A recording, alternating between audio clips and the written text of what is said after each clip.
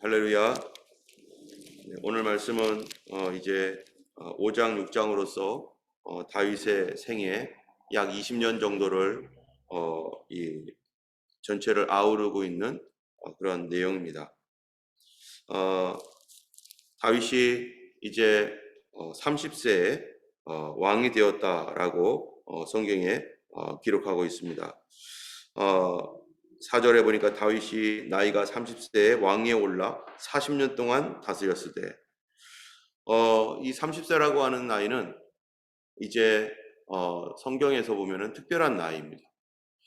요셉이 10대 때 그 형들에게 팔려서 미디안 상인에 의해서 이집트로 가가지고 이집트에서 보디발의 장군의 집에 들어가 거기서 종으로 있다가 또 온갖 고생을 하면서 그가 감옥에도 가고 그랬던 것을 우리가 알고 있습니다.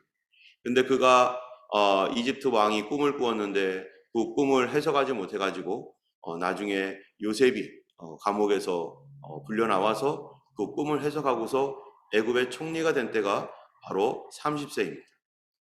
또 예수님께서 사역을 하시고 그래서 이제 이스라엘 가운데 예수님이 메시아로서 자신을 드러내고 그래서 세례를 받고 그 이후에 여러 사역들을 예수님께서 행하시고 33세에 십자가에 달려서 돌아가셨는데 바로 예수님께서 공생애를 시작하신 그 시간이 30세입니다. 그러한 기간 동안에 30세가 되기 전에 예수님은 무엇을 하셨는가? 바로 이제 자기 자신을 드러낼 준비를 하시고 사생애로서 그러한 메시아로서의 어떤 모든 준비들을 주님이 그 기간 동안 하셨습니다. 또 요셉은 어떻습니까? 요셉도 참으로 이 10대 때 끌려가 가지고 노예로서 그가 살면서 그 삶에 여러 가지 훈련과 또 자기 자신을 정결하게 하는 일들, 또 그런 일들을 그 요셉이 그 과정 가운데서 행했습니다. 그러고 나서 요셉이 애굽의 총리로 그렇게 등극하여서 하나님을 위하여 자기 민족을 위하여 그렇게 쓰임받고 사용받았는데요. 다윗도 10대 후반부터 쫓겨다니면서 20대를 다 어떻게 했어요? 20대를 다 청년 시절에 그 훈련을 받았습니다. 하나님 손에서 고생의 훈련을 받고 어려운 훈련을 받았는데 그 기간 동안에 다윗은 자기의 믿음을 지키고 정말로 하나님께서 금하신 것에 대하여서 그가 철저히 하나님 앞에서 금하고 또 자신의 어떠한 믿음의 순결을 지키며 하나님을 경외하는 그러한 믿음에서 다윗이 많은 신앙적 체험을 하고 주님을 만나며 그런 다음에 그가 왕위에 오른 나이가 30세입니다.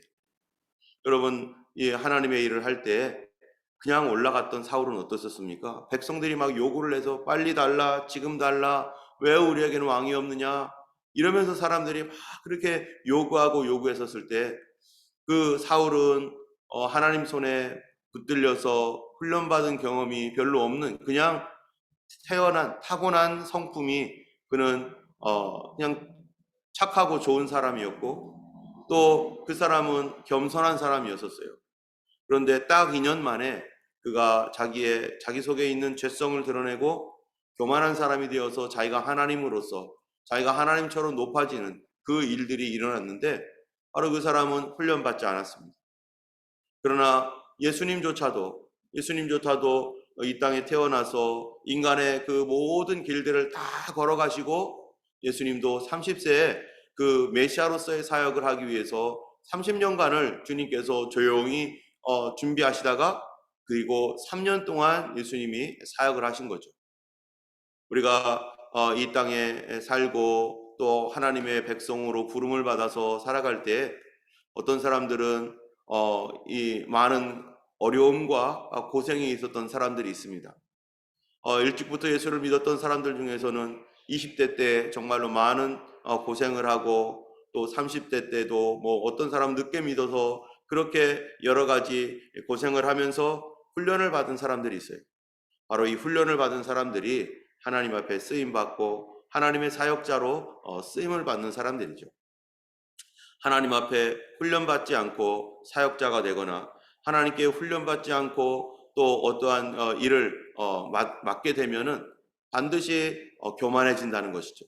사울은 훈련받지 않고 2년 만에 그렇게 교만해져서 그가 38년 내내 하나님을 대적하는 사람으로 살았습니다. 정말로 갑작스럽게 왕이 된 그러한 신분 상승으로 인해서 그가 자기의 이 신분을 어떻게 할 줄을 모르는, 말씀이 준비되어 있지 않고 신앙이 준비되어 있지 않은 어떠한 그러한 상태에서 그는 살게 되었죠.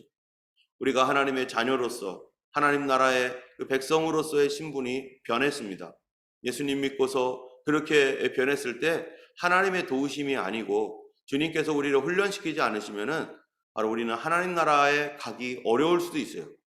그런데 성령을 보내주셔서 우리로 거듭나게 하시고 그 성령님께서 우리에게 우리 안에 내주하셔서 우리를 훈련시키시고 인도하시면서 넘어지기도 하고 쓰러지기도 하고 여러 가지 그런 일들이 있지만, 그러나 다시 일으키시고 다시 회복시켜 주시고 그리고 다시 훈련시키시는 그 하나님께서 우리를 결국 정말로 성숙한 믿음의 사람이 되게 하시는, 그 일을 통해 나의 구원뿐만 아니라 다른 사람들을 구원할 수 있는 그러한 주님의 축복의 통로로 또 사용하시는 것입니다. 어쨌든 다윗 왕은 30세에 왕위에 올라서, 그래서 그가 40년 동안 그 왕이 되어서 다스릴 때 그가 왕위에 오르는 과정이 맨 처음에는 어땠습니까? 5장 1절에 보면은 이스라엘의 모든 지파가 헤브론에 이르러 다윗에게 나와 이르되 보소서 우리는 왕의 한 본류기니이다. 지난번에는 약 7년 전에는요 어떤 일이 있었습니까? 7년 6개월 전에는 헤브론 사람들이 다윗에게 와가지고 우리의 왕이 되어달라, 헤브론에서 유다 사람들이 나와가지고 우리의 왕이 되어달라 해가지고요 유다의 왕으로서 7년 6개월 동안 다윗이 이제 왕으로 다스렸습니다. 여러분, 그렇다면 다윗이 이 청년 시절에 한 나라를 다스리는 왕이 된 거예요. 어쨌든 그리하여서 다윗이 이렇게 이제 젊은 시절에 왕이 되어서 유다를 다스리다가 7년 6개월 동안 사울의 집안과 계속적인 경쟁 속에 있었습니다. 그런데 다윗이 이제 1절에 이스라엘 모든 지파가 헤브론으로 왔어요. 다윗이 지금 다스리고 있는 유다 백성들을 다스리고 있는 헤브론으로 와가지고 보소서 우리는 왕의 본류기니이다. 우리가 다 왕의 친족이다. 우리는 같은 민족 아니냐 하면서 그들이 다윗에게 우리의 왕이 되어 달라고 청하고 있어요.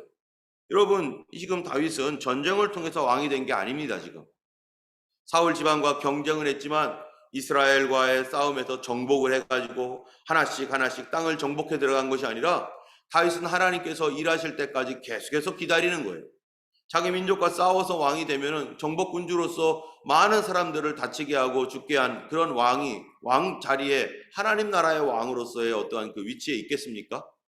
바로 사람을 상처를 주고 고통을 주고 어렵게 하고서 왕이 된들, 그 왕이 제대로 왕이 되겠어요? 계속해서 자기의 정적들이 일어날 것이고 또 여기저기서 반란이 일어날 것이고 그럴 거 아니겠습니까? 그렇기 때문에 다윗은 그러한 왕이 아니라 하나님의 방법대로 인내하고 참고 기다리면서 하나님의 때가 되니까 사람들의 마음이 다 열렸어요. 그런데 이 사람들을 보세요. 그 사람들이 어떤 사람인가? 2절에 보니까 전에 곧 사울이 우리 왕 되었을 때에도 이스라엘을 거느려 출입하게 하신 분은 왕이었고, 지금 사울이 왕이었을 때도 이스라엘을 거느리고 출입한 분, 바로 이스라엘을 돕고 이스라엘을 구원했던, 골리앗의 손에서 구원하고 이스라엘을 지휘하고 그랬던 이 장군으로서의 그 모습이 다윗 아니었습니까?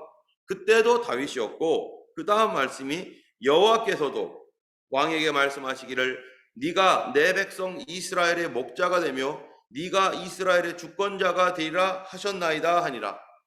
여러분, 이렇게 모든 사람들이 하나님께서도 당신에게 이스라엘의 목자, 이스라엘의 주권자가 될 것이라고 말씀하셨습니다 라고 말했다는 얘기는요 무슨 말입니까? 이들은요 다윗에게 하나님께서 약속하셨던 그 약속을 알고 있었던 거예요. 그들이 하나님께서 다윗을 이스라엘의 차기 왕으로 세우신다는 것을 진작부터 알고 있었습니다. 많은 온 이스라엘이 그걸 알고 있었는데, 그런데 그들이 막 와가지고 막 왕이 되어 달라고 막 이러게 하지 아니하고 그들이 조용히 기다리고 있었던 거예요. 백성들이 기다리고 있습니다. 뭐를 기다리고 있습니까? 백성들도요, 하나님께서 과연 정말로 하나님께서 다윗을 이스라엘의 왕으로 세우신 것인가 라고 하는 그 확증, 그 증거들을 장로들이 지금 기다리고 있는 거죠. 그래서 이 유다 안에서 유다의 왕이 된 다윗이 계속해서 이스라엘의 자기 마음속에는 하나님께서 이스라엘 전체 왕이 되리라 말씀하셨다. 나는 이스라엘 전체의 왕이 될 것이다 라고 하는 그러한 생각을, 마음을, 믿음을 품고 있는 것입니다. 여러분, 하나님께서 우리에게 어떤 소명을 주시고 어떤 비전을 주실 때 처음부터 하나님께 다 이루신 게 아니잖아요. 그런데 마음속에 하나씩 이루어질 때 마음속에 그 일들이 이루어지는 걸 보면서 소망 중에 기다리는 것입니다. 하나님께서 그 다음 것들도 이루어 주실 거야. 이것도 하나님께서 이루어 주실 거야. 그러기 때문에 어떻게 해야 되는 거예요? 그러기 때문에 내가 조심하고 주의해야 되는 것이죠. 이스라엘의 왕이 될 것을 알고 있다라면 다윗은 어떻게 행동해야 됩니까? 이스라엘 모든 백성들이 당신은 우리의 왕입니다 라고 할 때까지 기다려야 되는 거예요. 하나님의 일이 어떤 일입니까? 하나님께서는요, 바로 이 정복이나 전쟁이나 이런 거를 통해서 하나님의 뜻을 이루시는 것이 아니라 평강 가운데서, 은혜 가운데서 모든 사람들이 당신은 참으로 우리의 왕이군요 라고 하는 객관적인 그런 증거를 가지고 사람들의 마음이 열릴 때까지 그들에게 상처를 주지 않고 그들을 위로해주고 그들에게 참으로 선한 왕임을 계속해서 하나님께서 세운 왕다운 모습들을 계속해서 보여주는 거였죠. 유다의 왕으로 그렇게 있으니까 하나님께서 사울의 집안과 경쟁 가운데 아브넬이 죽고 또 이스보셋도 그렇게 죽고 이 다윗이 죽인 게 아니에요. 자기들끼리 내분이 일어나서 자기들의 경쟁과 자기들의 죄와 허물로 사람들을 자기들끼리 싸우고, 그러나 다윗은 조용히 하나님께서 언제 일을 이루시는가 계속해서 다윗은 본 것이고, 이스라엘 전체도 하나님께서 정말로 다윗을 그렇게 예언의 말씀을 사무엘을 통해 주었지만, 여러분, 예언의 말씀은 미래에 대한 거 아닙니까? 그것이 이루어지기까지 과연 하나님께서 정말로 준 것인지를 계속 관찰하고 겸손하게 지켜봐야 되는 것이죠.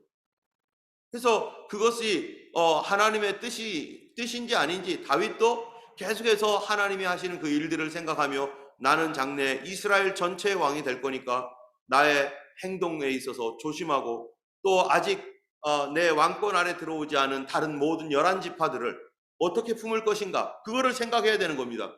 어떻게 그들을 돕고 그들을 품고 그래서 그들의 왕이 될 것인가를 늘 왕으로서의 거룩한 성품을 그는 가져야 되는 것이고, 이스라엘 자체는 알고 있지만, 그가 하나님의 세우신 왕이라는 걸 알고 있지만 그들도 하나님께서 과연 그렇게 하시는 것인지를 그들도 기다리고 있다가 드디어 때가 되니까 아하, 다윗밖에는 더 이상 왕이 없구나, 다윗 이외에는 이제 사울 집안은 다 끝났구나, 하나님께서 다윗을 왕으로 세운 것이 맞구나 라고 하는 확증이 오게 된 것입니다. 그러니까 그들이 조용히 와가지고 이제 다윗에게 우리의 왕이 되어 달라고.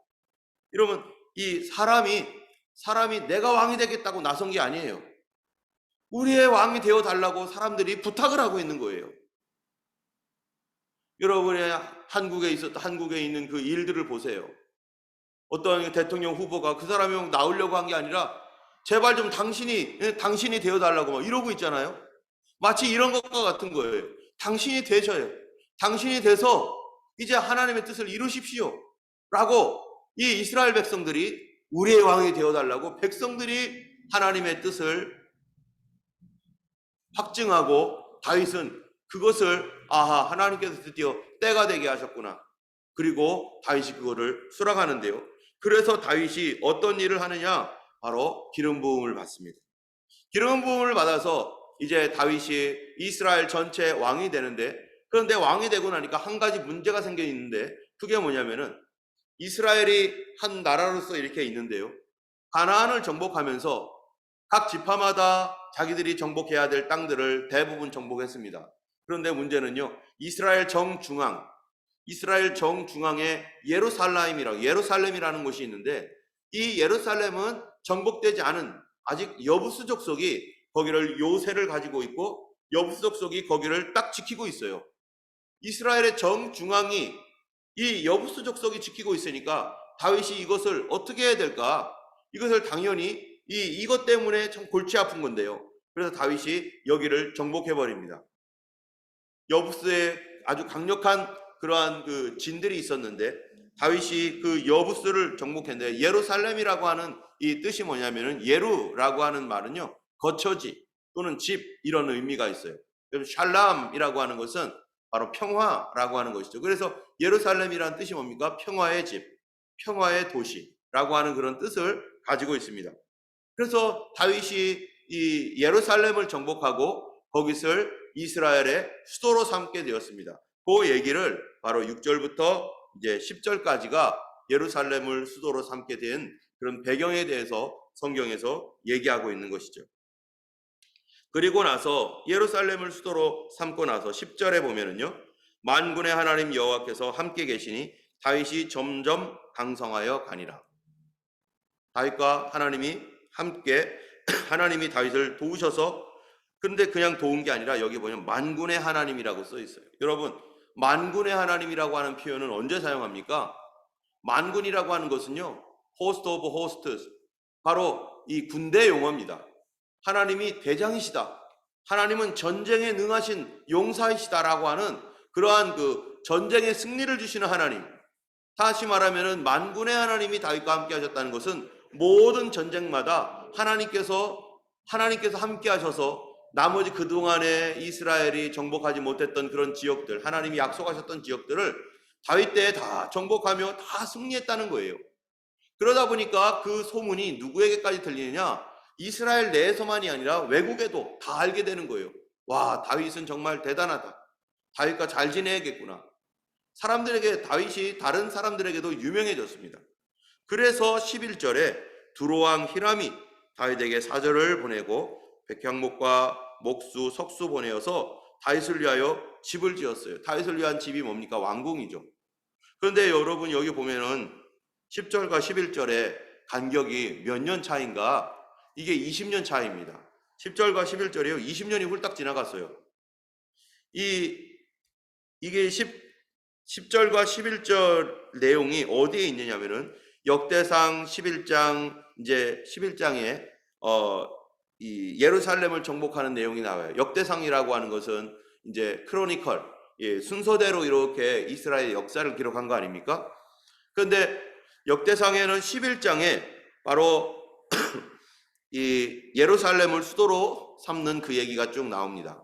그러다가 이제 그 밑에 두로왕 히람이 다윗을 도와서 이제 왕궁을 세우는 얘기는 14장에 나와요. 그러면은 11장과 14장 사이에 사건들이 있잖아요. 이러저러한 사건들이 있죠. 그런 이러저러한 사건들을 스킵하고 10절과 11절 사이에 그냥 이렇게 이제 만군의 여호와께서 함께 하시는데, 그래서 두로왕이 이렇게 다윗에게 많은 사람을 보내어줘서 다윗 왕궁을 건설하게 했다 하고서 20년이 후딱 지나가게 됩니다.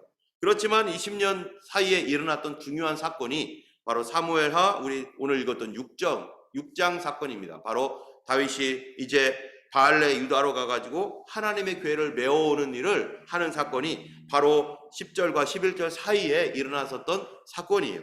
그런데 이 사무엘하에서는 이 10절과 11절을 그냥 붙여놓고 이제 6장에서 따로 다윗이 여호와의 교회를 가지고 올라오는 이야기를 하고 있는 것입니다.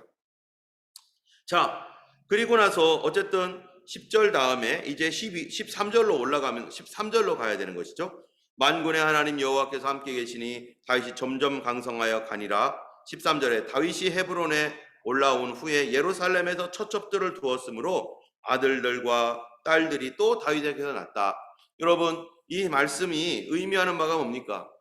다윗이요, 처첩을 뒀다는 거예요. 이 처첩을 뒀다라는 거 하는 것은 그에게 또 다른 많은 첩들까지도 왔다라는 것입니다. 이 의미가 어떤 의미입니까? 성경에 하나님께서 신명기서에 보면, 신명기 17장에 보면은 왕들에 대하여 명령하고 있어요. 왕이 될 사람은 이렇게 하라. 그 중에 하나가 뭐냐면은 아내를 많이 두어서 미혹에 빠지지 않도록 왕들은 그렇게 아내를 많이 두지 말라, 그 다음에 병거를 많이 두지 말라, 이런 말씀들이 왕들이 해야 될 것이고, 또 하나님의 말씀을 등사해 가지고 복사를 해서 왕 옆에 항상 두고 하나님 말씀을 항상 읽으라. 그 말씀이 무슨 뜻인지 알아라 라고 했는데요. 바로 다윗이 하나님과 동행하며 하나님 뜻대로 산다고 살았지만 예루살렘에 올라간 다음에는 다윗도 어떻게 된 거예요? 느슨해져 버렸어요. 다윗도 하나님 말씀에 대해 느슨해져서 일어난 사건이 두 가지 사건인데, 그 첫 번째 사건이 뭐냐면은 바로 처첩들을 많이 두었던 거예요. 처첩들을 두면서 이 말씀이 의미하는 바가 뭐냐면은 이것이요, 나중에 가면은 다윗에게 올무가 됩니다. 다윗이 이제 범죄를 한 뒤에, 밧세바 아내를 범한 뒤에 어떤 일이 일어납니까? 그동안 이게 힘으로 눌려져 있었던 그러한 그 여러 가지 범죄와 자녀들에 대한 어떤 일들이요, 이게 폭발을 해버려요. 그래서 자녀들끼리 서로 죽이고 싸우고, 그리고 심지어는 압살롬이 다윗을 죽이겠다고 군대를 동원해 가지고 아버지를 쫓아오는 일이 생기는데, 그 원인이 어디 있었는가? 바로 하나님 말씀에 순종하지 않았던 처첩을 둠으로 말미암아서, 그 당시에 이 중근동에는 우리나라도 마찬가지죠. 왕들은요 여러 아내들을 둡니다. 그래서 이 여러 아내를 둬 가지고 그 사람들을 통해서 이 왕자들을 갖고, 왕자들을 이제 이 하도 전쟁이 많으니까 뭐 이 전쟁하다 보면은 또 뭐 여러 왕들, 옛날에는 의료가 발전이 안 돼 있으니까 아이들이 또 일찍 죽기도 하고 이러기 때문에 왕대가 끊어질 수 있기 때문에 이 왕권을 계속 유지하고 왕대를 계속 잘 보존하기 위해서 아내를 이렇게 두기도 합니다. 아내들을 두는 거죠. 아내들을 두는데 많이 두지 말라는 거였어요.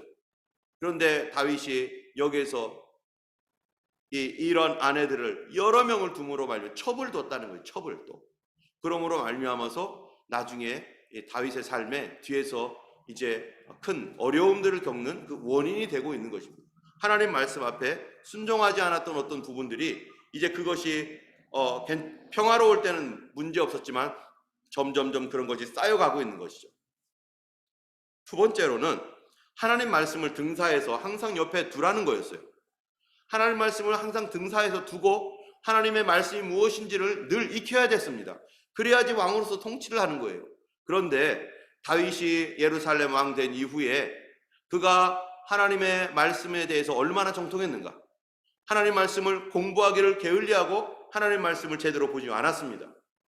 어느 날 다윗의 마음속에 무슨 마음이 생깁니까? 이제 여호와의 궤를 옮겨와야겠다. 하나님의 궤를 옮겨야겠다 해가지고 다윗이 지시를 내립니다. 자, 하나님의 궤를 옮겨와라 라고 했는데요. 그런데 그 궤를 옮겨올 때 그 다윗의 주변에 있었던 제사장들이나 신하들도 뭐가 없는 거예요? 성경을 모르는 거예요. 여러분, 어제 우리가 아말렉 사람이 하나님 말씀을 모르고, 불신자였죠. 당연히 모르죠. 하나님 말씀을 모르고 하나님께서 금하셨던 기름 부음 받은 자를 죽임으로 말미암아 자기는 잘한다고 했어요. 자기는 이것이 잘하는 일이라고 생각했어요. 그런데 심판받을 일이었죠. 하나님이 금한 사람을 자기가 죽임으로 심판받을 일을 한 거예요. 그런데 다윗도 자기는 잘하려고 했어요. 그래서 하나님의 궤를 모셔와라. 그래가지고 모셔오는데 어떻게 모셔오는가? 성경에 다 기록되어 있습니다. 하나님의 궤는 어떻게 모셔야 되는지. 뭐였습니까? 사람들이요, 고앗 자손이 이거를 매서 사람이 매가지고 메고 다녀야 되는 거예요. 절대적으로 메고 다녀야 되는 거예요. 그런데 다윗이 옛날에 저쪽 블레셋 사람들과의 전쟁에서 이 하나님의 궤를 빼앗겼었을 때 그 블레셋 사람들이 했던 방식, 새 수레에다가 메고 두 암소를 끌어다가 붙들어서 그 암소가 끌고 다니게 했던 그 이방 사람들이, 하나님을 모르는 사람들이 했던 그 일들을, 그들이 그 성경을 가지고 있는 다윗이 그것이 안 되는 것임에도 불구하고, 그렇게 하면 안 되는 것임에도 불구하고 그 일을 합니다. 그 일로 인하여 어떻게 됩니까? 또 그 일에 앞장섰던 사람이요, 우사와 야요라는 사람이 있어요. 어쩌면 이 사람들이 그 일들을 주관하는 사람이었을 것입니다. 그래서 이 사람들이 그냥 자기 생각대로, 자기 판단대로 하나님의 궤를 어떻게 모셔오지? 그러면 성경에 뭐라고 되어 있나? 이거를 봐야 되는 거죠. 그런데 자기의 상식대로, 야, 이거 가장 좋은 새 수레, 아주 좋은 수레를 만들어서 그냥 하나님의 궤를 거기다 쫙 모시자, 이런 생각을 한 거예요. 여러분, 모르고 했습니다. 하나님 말씀에 대해 무지했습니다. 그런데요, 바로 죄는 뭡니까? 무지한 게 죄입니다. 그래서 성경 공부를 해야 되는 거예요. 나는 몰랐어요. 나는 몰랐어요. 그럼 왜 성경 공부 안 했을까요? 우리가 예수님을 믿으면, 특별히 우리 예수님을 믿는 성도들은요, 하나님 말씀을 알아야 되는 거예요. 저도 이 설교를 하다 보면은 어떨 주일날 설교는요, 설교가 막 1시간씩 가잖아요. 어쩔 때는 참 한 30분 정도로만 짧게 해가지고 길 텐데 성도들도 참 대단하다 하면서 이렇게 짧게 하면서 핵심적인 내용만 이렇게 동기유발되는 어떤 그런 것들, 하나님 주신 어떤 중요한 메시지만 이렇게 간단하게 전하면 어떨까라는 생각들을 막 합니다. 그런데 그렇게 하지 못하는 이유가 있어요.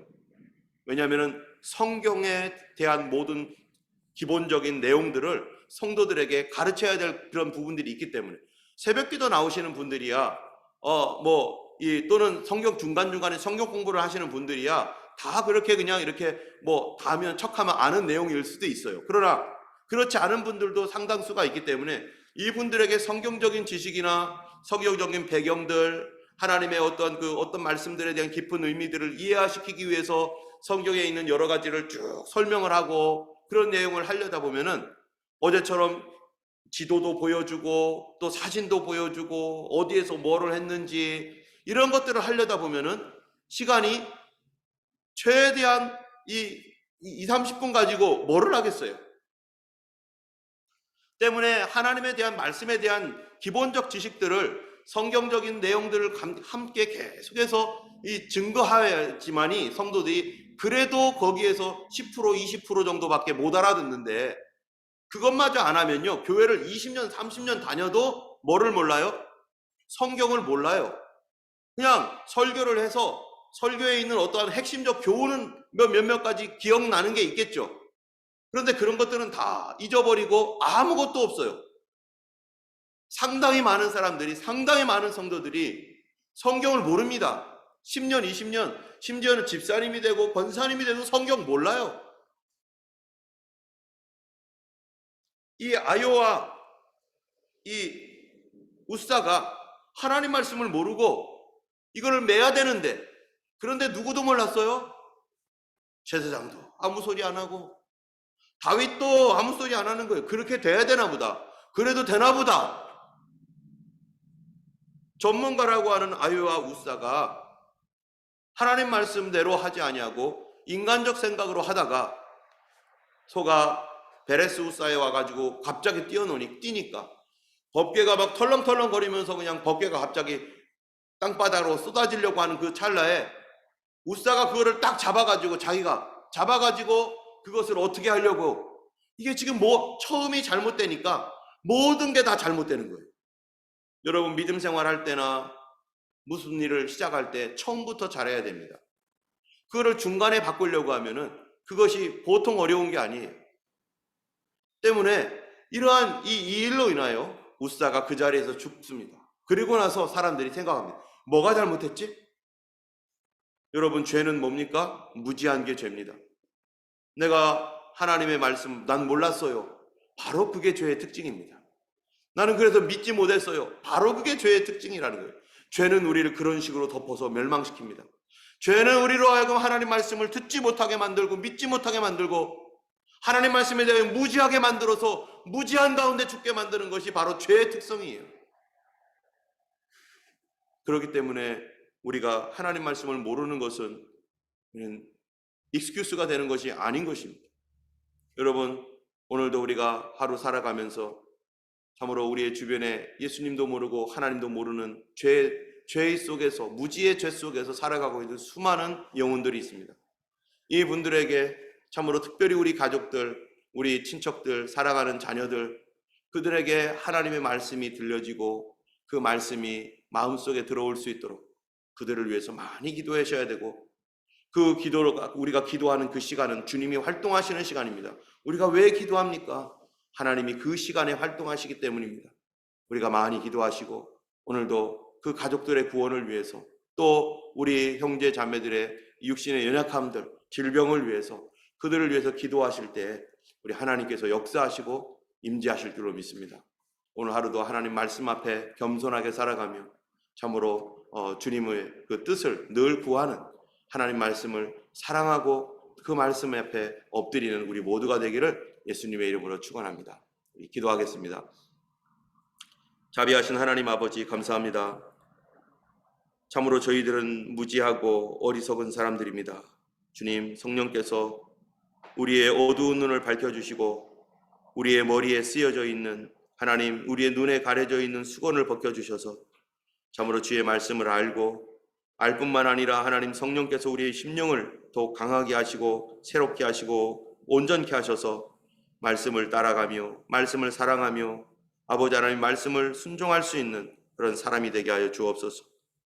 아버지 하나님, 하나님의 말씀을 무지함으로 말미암아 아버지 하나님 우리가 범죄하며 그 죄에 빠지는 그런 일이 없게 하시고 오늘도 말씀과 동행하며 오늘 이 새벽 시간에 또 오늘 본문에 있는 5장 6장에 있는 말씀을 다시 묵상하면서 그 말씀 안에서 나에게 들려주시는 주님의 음성을 따라 오늘도 믿음으로 말씀 따로 하나님 살아가는 오늘 하루 되기를 간절히 원합니다. 오늘도 주님의 은혜를 간구하며 성령님과 동행하는 하루 되기를 원하옵고 예수님 이름으로 기도드렸습니다. 아멘. 하늘에 계신 우리 아버지, 이름이 거룩히 여김을 받으시오며 나라의 임하옵시며 뜻이 하늘에서 이룬 것 같이 땅에서도 이루어지이다. 오늘날 우리에게 일용할 양식을 주옵시고 우리가 우리에게 죄 지은 자를 사하여 준 것 같이 우리 죄를 사하여 주옵시고 우리를 시험에 들게 하지 마옵시고 다만 악에서 구하옵소서. 주의 나라와 권세와 영광이 아버지께 영원히 쌓옵나이다. 아멘. 오늘도 승리하시는 하루 되기를 주님의 이름으로 축원합니다. 우리 함께 기도하시겠습니다.